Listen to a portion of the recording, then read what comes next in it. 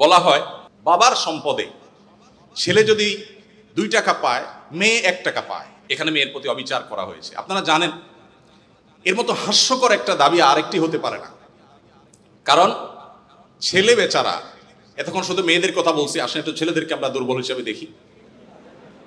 ছেলে বেচারা প্রাপ্তবয়স্ক হওয়ার পর বাবা মা তার ভরণ পোষণ দিতে বাধ্য নন। যদি বাবা মা বলেন যে তুমি প্রাপ্তবয়স্ক হয়ে গেছো, তোমার চাল ডাল তুমি জোগাড় করো, বাবা মা সেটা বলতে পারেন, সে রাইট তাদের আছে। বিয়ে এখনো বেচারা করে নাই, মাত্র প্রাপ্তবয়স্ক হয়েছে।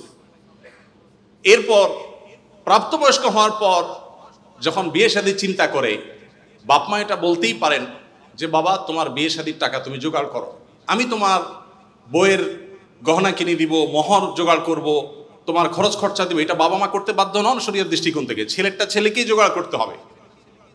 আপনাদের অনেকগুলো প্রশ্ন আমার কাছে আসছে, এর মধ্যে সবচেয়ে কমন যে প্রশ্ন বারবার এসেছে সেটা হলো যুবকদের প্রশ্ন, বাবা মা বিয়ে দিতে চায় না, আমরা কি করব?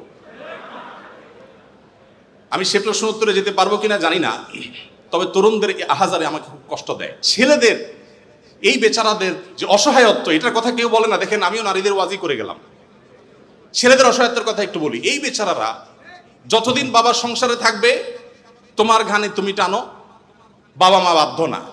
মেয়েকে কিন্তু এটা বাবা বা মা বলতে পারেন না। এরপর যখন বিয়ে হবে, বিয়ের সময় ওই যে ছেলেরা চিরকুট নিয়ে আসে, হুজুর একটু বলে দেন আমার আব্বা এখানে আছে। আমি পল্টনে একটা হোটেলের উদ্বোধনী দিনে আমার এক বন্ধু মানুষ সেখানে গেছিলাম, এক ছেলে তার বাবাকে ধরে আমার কাছে নিয়ে আসছে, এসে বলছে হুজুর আপনার অনেক ওয়াজ শুনছি, আজকে আমার বাপরে হাতের কাছে পাইছি, আমাকে বিয়ে দেন। আমি বহু বলছি, আজকে আপনি হাতে নাতে বলেন। আমি নিজের লজ্জা লাল হয়ে গেলাম, যে ছেলে কি বেহায়ার মতো কথা। যাই হোক, তো এই বেচারারা বিয়ে করতে যাবে, বাপ বলে যে কি করো তুমি, বিয়ে করবে মানে টাকা কামাই করো। মেয়েদের বিয়ের সময় কি বাবা মা এটা বলে তুমি কয় টাকা কামাই করছো তোমার বিয়ে দিব? বলে? বলার সুযোগই নাই, রাইটই নাই। এরপরে বিয়েটা যখন হয়ে যায়, এই বেচারা এতদিন নিজের পেট পালা লাগতো, এখন বউয়ের পেট পালো, ছেলে মেয়ের পেট পালো, অর্থাৎ তাদের রিজিকের ব্যবস্থা করো, তাদের উপার্জনের দায় দায়িত্ব তার। নিজের বাবা মা যদি বৃদ্ধ হয়ে যান, অসহায় হয়ে যান, তাদের দায়িত্ব তার। বাপের বাড়ি যাওয়ার সময় বাজারটা তার করতে হয়, শ্বশুর বাড়ি যাওয়ার সময় মিষ্টির প্যাকেটটার টাকাও তাকে দিতে হয়। শতভাগ খরচ ছেলের, শতভাগ খরচ কার? ছেলের। আর বাপের সম্পদে পাবে হলো 2 টাকা, 2 আনা, আর মেয়ে পাবে 1 টাকা।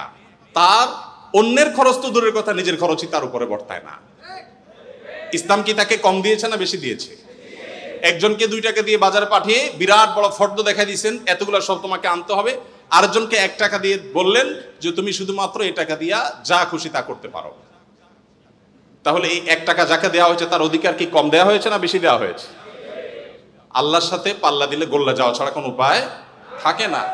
যারা নিজের বিবেক দিয়ে আল্লাহ সুবহানাহু ওয়া তাআলার বিচারকে, বিশ্লেষণকে বিচার করতে চায়, তারা আল্লাহর উপরে ওই যে খোদার উপরে খোদাগিরি বলে, যে সে মূর্খতা ছাড়া কিছুই করছে না। আমি শ্রদ্ধা রেখে তাদের প্রতি এটা বলতে বাধ্য হলাম।